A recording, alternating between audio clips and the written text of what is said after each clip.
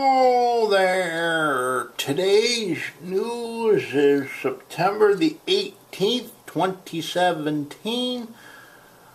I am Jay Hillerin reporting in for today. Our top story.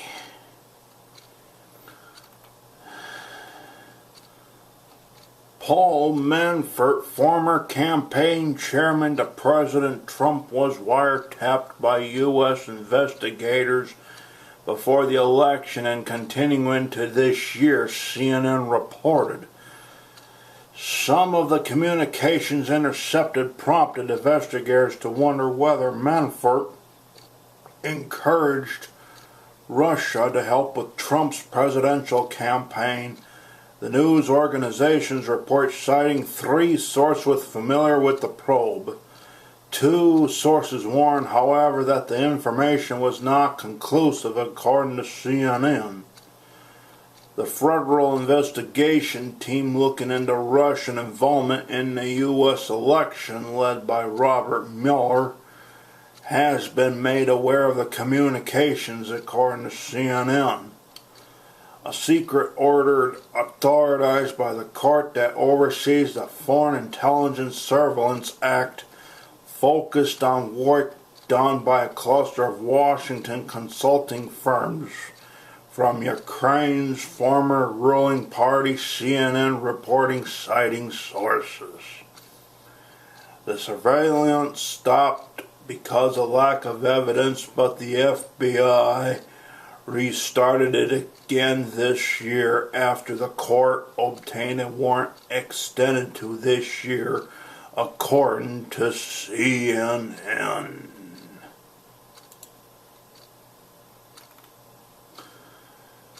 Warnings and watches lit up across the Caribbean today as Hurricane Maria gained strength and roared towards islands already hobbled by carnage of Hurricane Irma.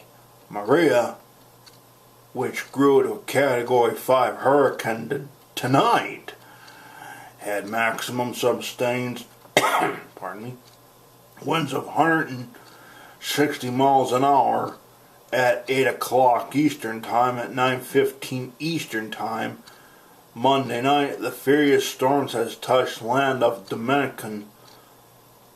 The National Hurricane Center said the storm will uproar towards the Virgin Islands and Puerto Rico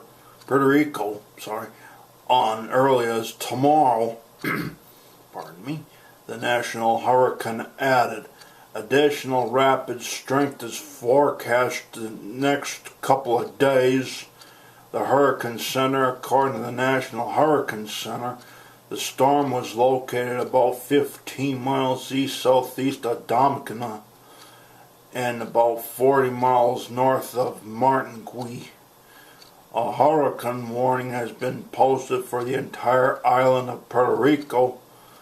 Hurricane warnings are also in effect for both the U.S. Virgin Islands and the British Virgin Islands, along with Guadeloupe, Martinique, and St. Lucia.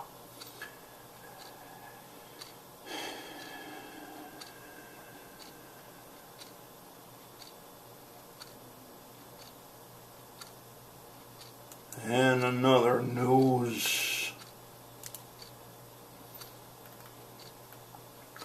More than 100 protesters peacefully marched arm in arm to City Hall today, hours after a third night of violence resulted in 80 more arrests following the acquittal of a white police officer in the fatal shooting of a black motorist. The protesters marched through the streets for about an hour before clearing the area. Police escorted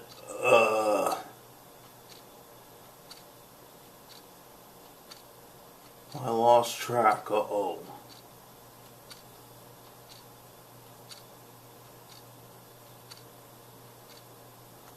The protesters marched through the streets for about an hour before clearing the area. Oh, here we go. Police Police escorted the group while stopping and rerouting the traffic. Sorry about a little delay here. This morning, officers monitored a peaceful protest as they marched through downtown St. Louis. City police tweeted no arrests or incidents. In the pattern holds, however, tonight could see more chaos. Early Monday, Mayor VID00644 said the vast majority of protests continues to be nonviolent. She said, sorry about that. A peaceful protest has wrapped up a Sunday when agitators became destructive. A group of agitators stayed behind, apparently intent on destroying property. She said it is not acceptable. Crewson's acknowledged that the city must provide more opportunities for all citizens, but destruction cannot be tolerated, she says.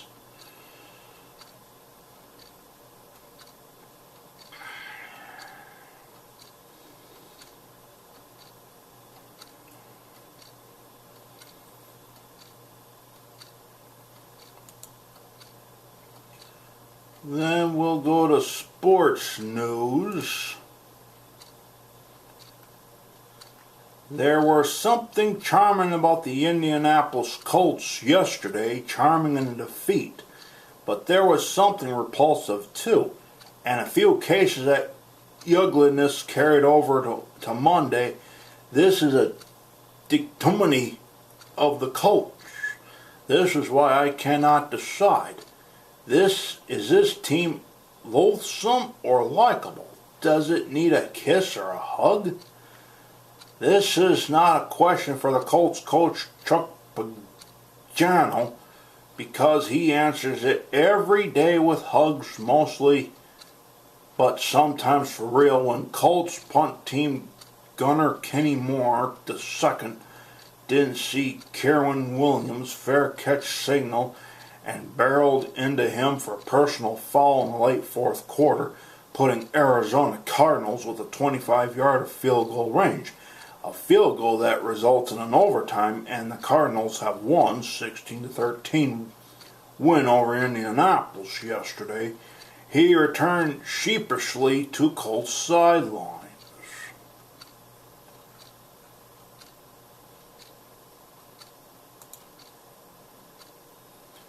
Another sports news.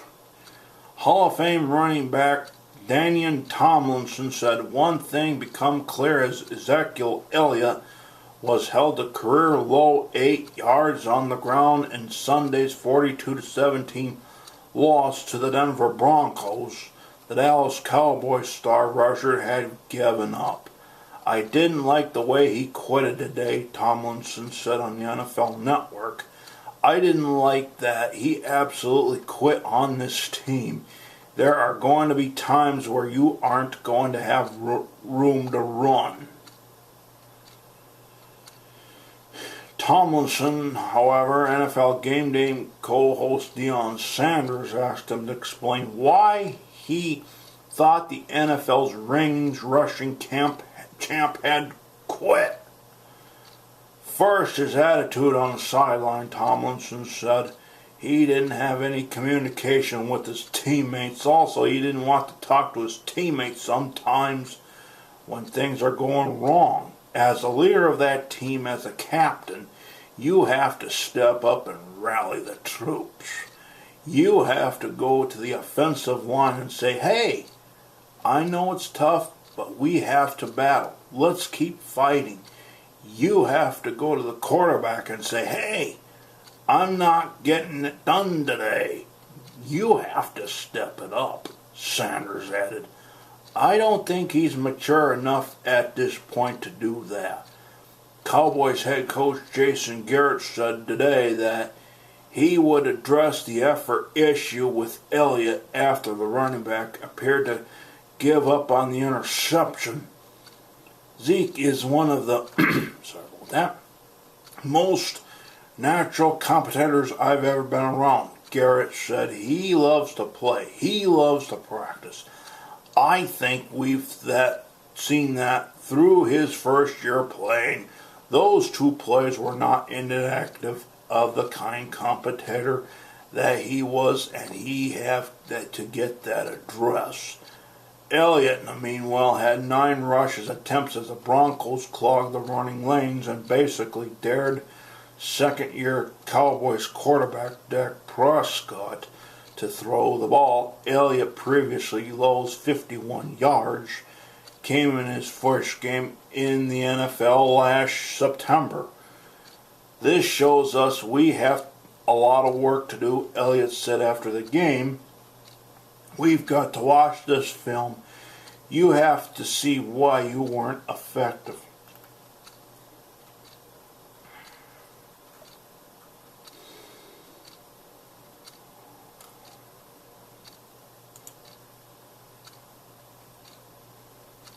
Then on money news, that Dow Jones, NASDAQ, and S&P 500 all up above, pointing up. Dow Jones 63.01, NASDAQ at plus 6.17, and S&P 500 plus 3.64.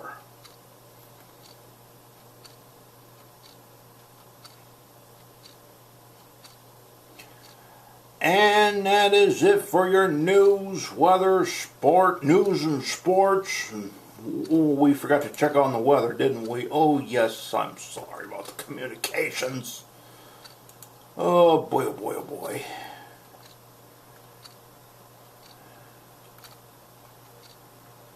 Now, let's see here. Minneapolis, Reds at 59 with showers. Cloudy in Sioux Falls at 64. Meanwhile in Denver, sunny and 72.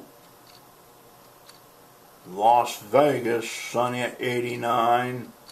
Cloudy in LA at 69. Over in Alaska, rain showers at 52. While in Hawaii, enjoying some sunshine at 84.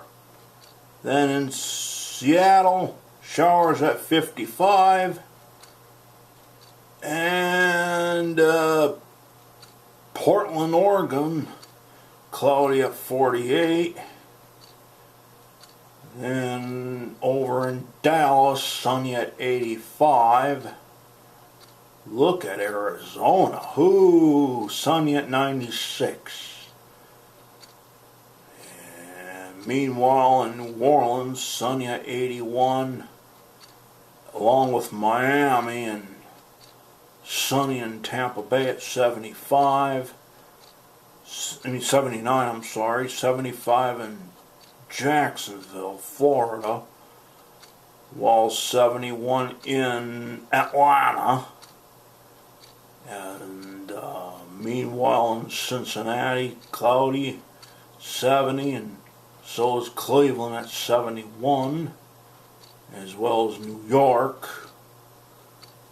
In Washington, partly cloudy at 70.